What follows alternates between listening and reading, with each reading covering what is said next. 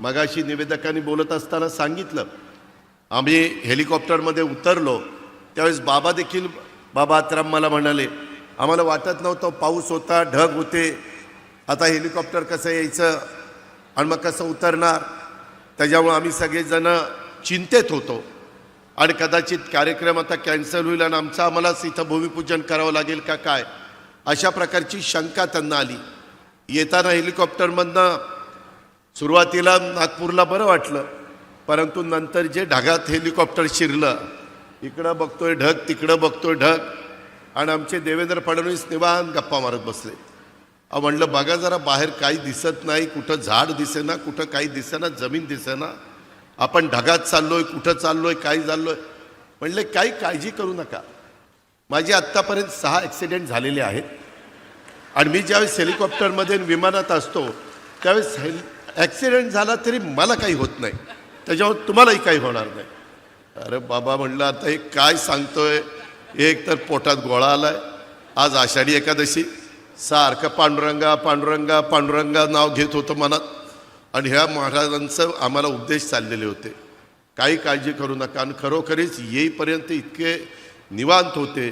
ते म्हणले मला ह्याचा अनुभव आहे, माझे अनेक ॲक्सिडेंट झालेले आहेत, परंतु माझ्या कुठं नखाला देखील धक्का लागला नाही. अशा पद्धतीनं बापदादाच्या पुण्याईमुळं इथपर्यंत महाराज पोचलेले आहेत. त्यांची पुण्याई निश्चितपणे उपयोगी पडलेली आहे. परंतु मित्रांनो, एकंदरीत खरोखरीच जरा सगळेजण धाकधूकच करत होते. माझ्या उजव्या बाजूला उदय सामंत भेटलेले होते. मला म्हणले दादा दादा जमीन दिसायला लागली खाली खाली. मग म्हणलं बरं बाबा, बरं झालं जमीन दिसायला लागली. मित्रांनो, गमतीचा भाग जाऊ द्या, परंतु एकंदरीतच सगळ्यांनीच काळजी घ्यायची असते. मगाशी निवेदकांनी बोलत असताना सांगितलं, आम्ही हेलिकॉप्टरमध्ये उतरलो त्यावेळेस बाबा देखील, बाबा आत्राम मला म्हणाले, आम्हाला वाटत नव्हतं, पाऊस होता, ढग होते, आता हेलिकॉप्टर कसं यायचं आणि मग कसं उतरणार, त्याच्यामुळे आम्ही सगळेजण चिंतेत होतो आणि कदाचित कार्यक्रम आता कॅन्सल होईल आणि आम्हालाच इथं भूमिपूजन करावं लागेल का काय, अशा प्रकारची शंका त्यांना आली.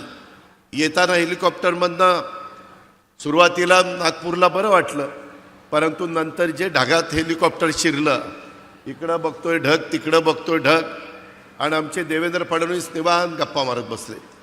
म्हणलं बघा जरा बाहेर काही दिसत नाही, कुठं झाड दिसेना, कुठं काही दिसेना, जमीन दिसेना, आपण ढगात चाललोय, कुठं चाललोय, काय चाललोय. म्हणले काही काळजी करू नका. माझे आत्तापर्यंत 6 ॲक्सिडेंट झालेले आहेत आणि मी ज्यावेळेस हेलिकॉप्टरमध्ये विमानात असतो त्यावेळेस ॲक्सिडेंट झाला तरी मला काही होत नाही, त्याच्यावर तुम्हालाही काही होणार नाही. अरे बाबा म्हणलं आता हे काय सांगतोय, एक तर पोटात गोळा आलाय, आज आषाढी एकादशी, सारखं पांडुरंगा पांडुरंगा पांडुरंगा नाव घेत होतं मनात, आणि ह्या महाराजांचं आम्हाला उपदेश चाललेले होते, काही काळजी करू नका. आणि खरोखरीच येईपर्यंत इतके निवांत होते. ते म्हणले मला ह्याचा अनुभव आहे, माझे अनेक ॲक्सिडेंट झालेले आहेत, परंतु माझ्या कुठं नखाला देखील धक्का लागला नाही. अशा पद्धतीनं बापदादाच्या पुण्याईमुळं इथपर्यंत महाराज पोचलेले आहेत. त्यांची पुण्याई निश्चितपणे उपयोगी पडलेली आहे. परंतु मित्रांनो, एकंदरीत खरोखरीच जरा सगळेजण धाकधूकच करत होते. माझ्या उजव्या बाजूला उदय सामंत भेटलेले होते. मला म्हणले दादा दादा जमीन दिसायला लागली खाली खाली. मग म्हणलं बरं बाबा, बरं झालं जमीन दिसायला लागली.